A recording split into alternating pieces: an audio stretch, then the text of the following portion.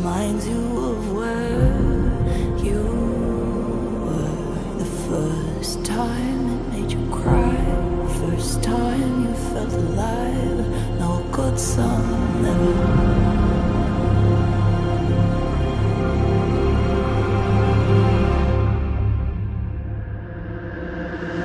Cause a good song never dies.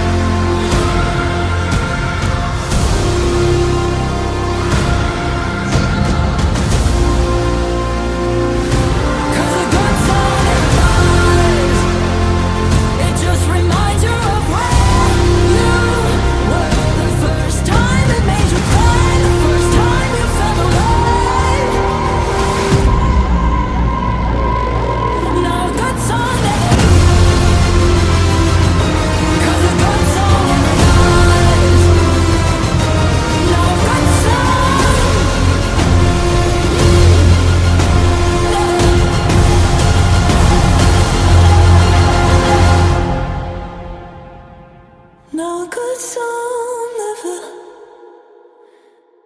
dies.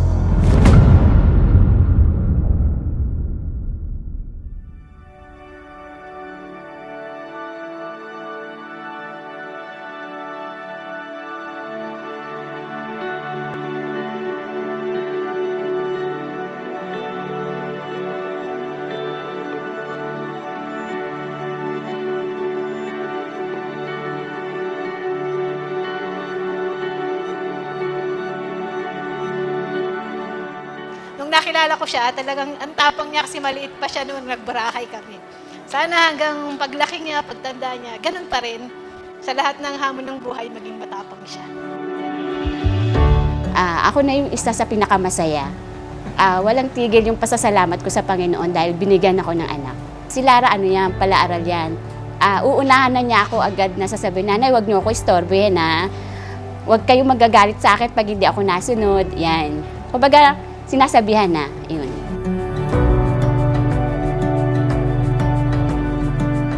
Wish ko is a good life for you and your mom, and of course for your family. Freedom to express your art through being an architect in the future, and then love that you can spread to the whole world. The first time I saw you, well, these are all synonyms, but you are gorgeous, pretty, and stunning, okay? I wish you all the best and may you achieve all your goals and dreams in life. Happy birthday.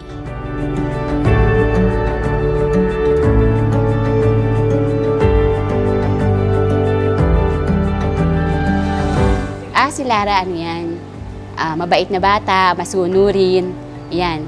May takot sa Panginoon, isa may takot din sa akin yan eh. Pag sinabi kong wag mong gawin yan, wag mong gawin yan. Yan, maaasahan sa bahay. Yun, mahaba ang pasensya na anak ko. Yun.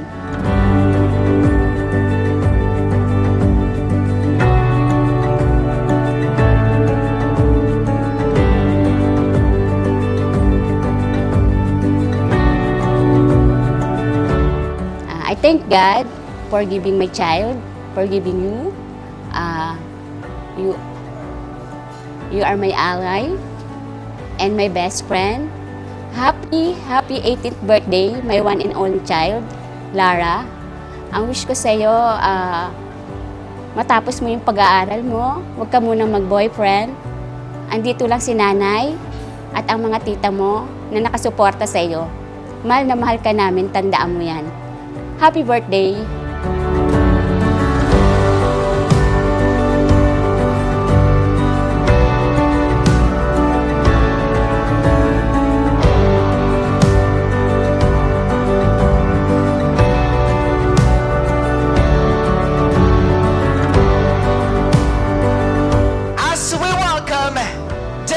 of grandeur, now hot and legal. A big hand to Miss Lara Mariel del Rosario Sarina!